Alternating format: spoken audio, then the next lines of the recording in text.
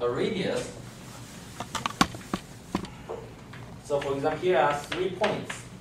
And if I set the radius as big as this, then here the point density can be calculated by the number of points within this area divided by the area.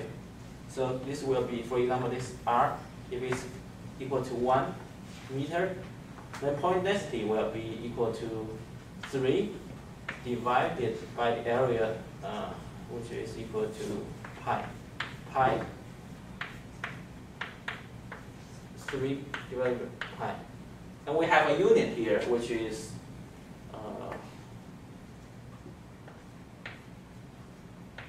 square meter. Okay. So for this result, its unit will be meter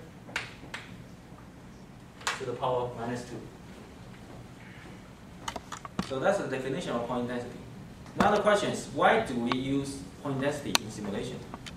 That was because we invented an algorithm to classify these parking lots.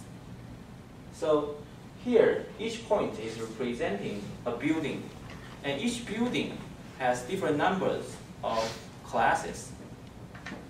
For example, this building has a lot of classes, and this building has a small number of classes. Then we assume that this point and these buildings decided how popular these parking lots are. In this way, we want to calculate the point density for this whole area. Okay. Then we ranked the parking lots from rank 1 to rank 5. And let me just show you how to do it. I'll just close this. In order to do point density, we need another tool, another set of tools, which is no longer network analyst. So we just close it. And we need another set of tools called spatial analyst. Spatial analyst. And we just load a point layer. For example, this layer. Oh, no.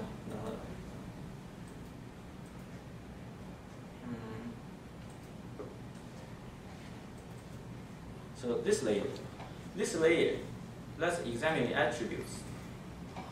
The layers are representing the buildings, as I just mentioned. And each building has an occupancy.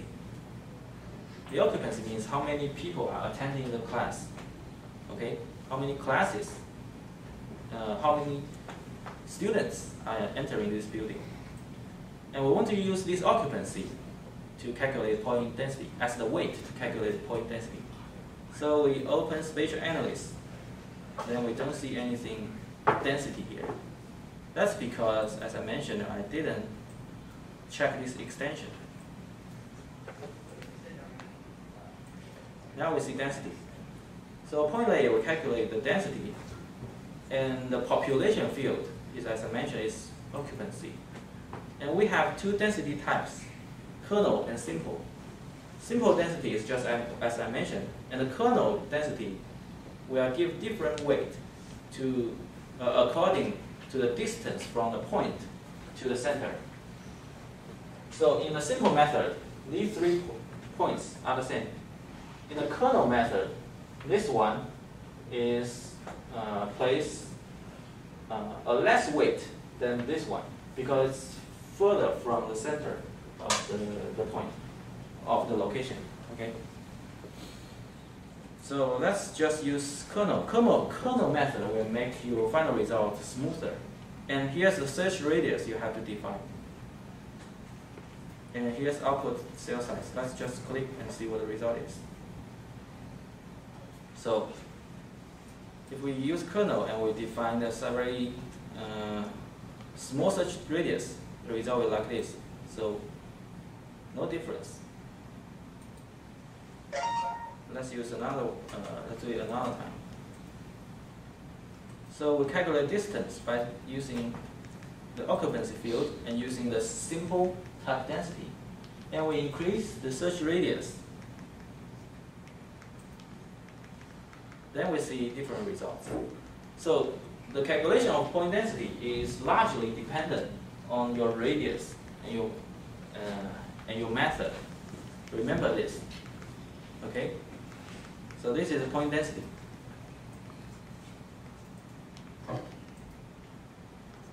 Now I already finished part 7, and here's the last part, visualize data.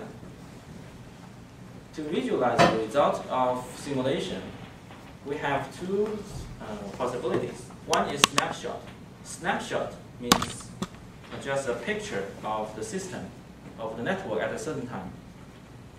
Another way is animation, which is the way we prefer. Here is a snapshot that we used transients to create. We use a tool called arc snapshot to convert the text file into shapefiles. But this can only represent the result for one single time slice. So these polygons are representing the vehicles. Okay, they are very crude. Another way is to do visualization. A lot of simulation packages can already give you the simulation, the animation. But here I want to show you how you can use ArcGIS to do animation.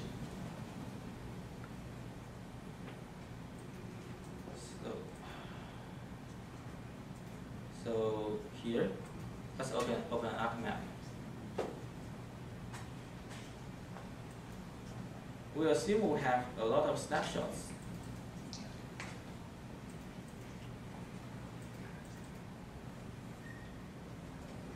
So here are some snapshots.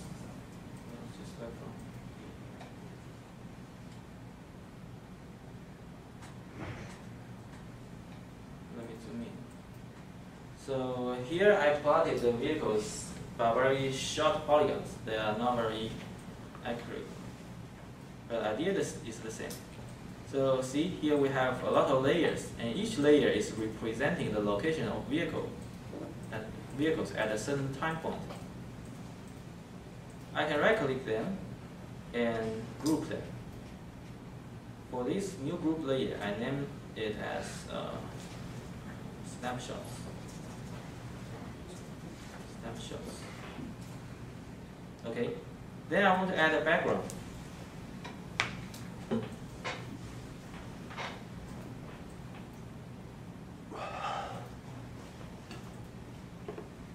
So for example, this is our background, the links, and we have all these layers.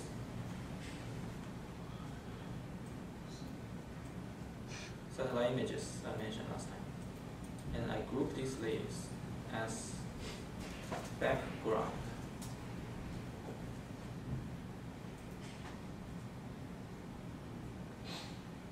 Okay.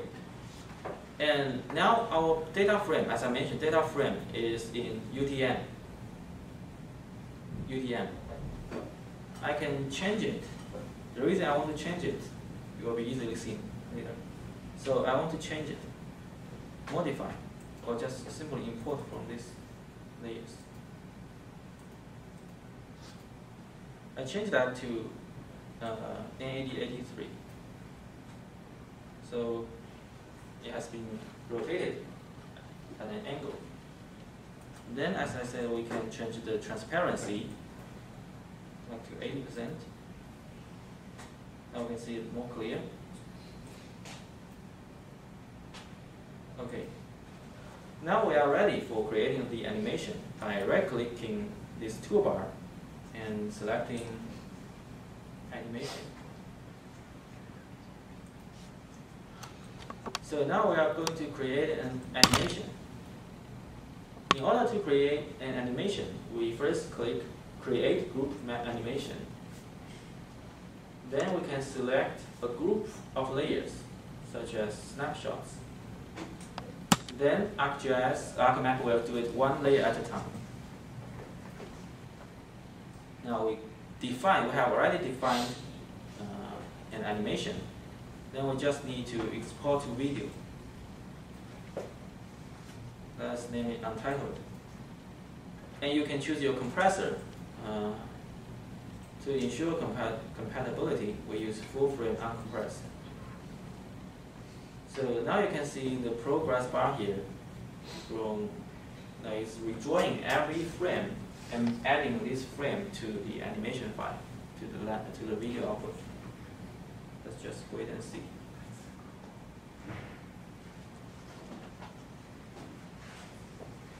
So let me give you a fun example. So at this time, if we switch to something else, the video will not be appropriately drawn. You will see it. I think I added too many layers. So let's wait for some more seconds.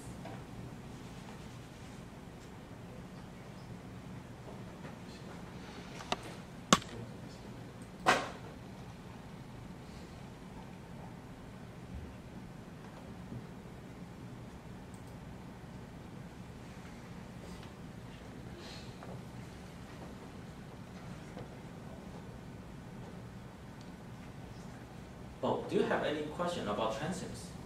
Last time I showed transients. Are you clear about transients? For example, any of you clear or unclear?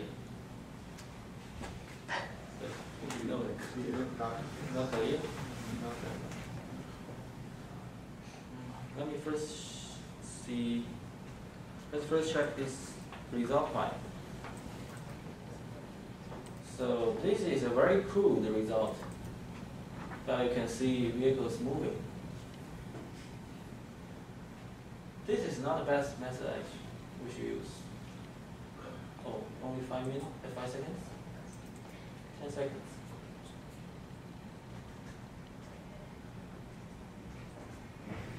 Okay, so this is a way that you can present a lot of layers.